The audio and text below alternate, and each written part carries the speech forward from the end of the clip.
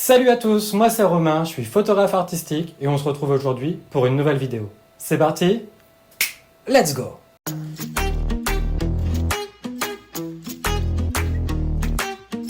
Aujourd'hui dans cette vidéo, on va parler des haters. Mais surtout, restez bien jusqu'à la fin de cette vidéo parce qu'aujourd'hui je lance un concours exceptionnel pour gagner un tirage d'une de mes créations. Oh my god! Quand on commence à faire un métier public, il faut toujours s'attendre à recevoir des critiques. Évidemment, il y a deux sortes de critiques. Il y a la bonne critique, celle qui est constructive, qui permet un dialogue et parfois même d'évoluer dans son travail. Et il y a la critique négative, celle qui vient de personnes malveillantes qui cherchent juste à être méchants pour le plaisir, à vous critiquer, et c'est ce qu'on appelle les haters. Elle est moche, elle est gentille, mais elle est moche. Alors que toi, t'es moche, et puis t'es con, tu vois. Quand je me dis que je ne suis pas une personne célèbre et pourtant j'ai quand même des haters, j'ai énormément d'empathie pour les grosses célébrités qui vivent ça au quotidien. C'est le cas par exemple avec la chanteuse Oshi, qui connaît depuis plusieurs années des agressions, des violences, de la haine sur les réseaux sociaux depuis qu'elle a embrassé une femme sur scène. Comme vous pouvez le voir, les haters peuvent nous pousser à bout et nous obliger parfois à déposer plainte pour agression ou diffamation, et honnêtement, il y a plus fun à faire dans la vie. Maintenant, voyons ensemble les quelques phrases que j'ai pu recevoir de la part de certains haters. Pour ceux qui ne savent pas ce qu'est le pinkwashing, c'est le fait d'utiliser la cause LGBT comme un faire-valoir et aussi pour se faire de l'argent. Évidemment, pour les personnes qui connaissent mon travail et qui me connaissent dans la vie, c'est quand même assez risible comme critique.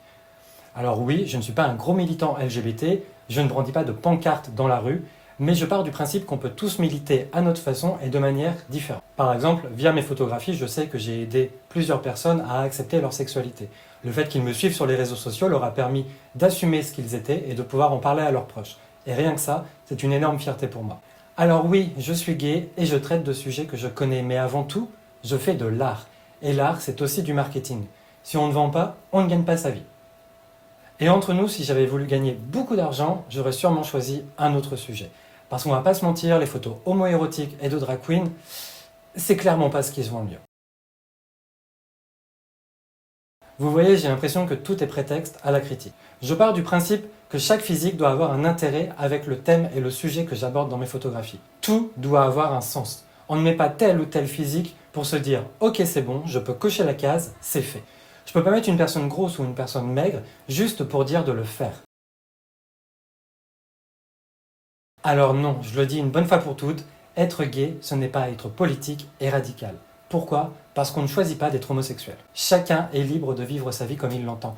Et mettre les gens dans des cases avec un pseudo-destin et une obligation qu'ils devraient avoir en fonction de leur sexualité, c'est ridicule.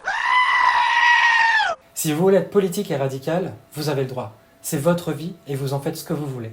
Mais vous ne pouvez pas l'imposer aux autres, ni en faire des généralités, parce que là sinon, on tombe dans la malveillance. Alors entre autres, oui, ce n'est pas faux. Pourquoi ? Parce que la photographie, c'est mon travail. Les followers représentent 4% de mes potentiels clients.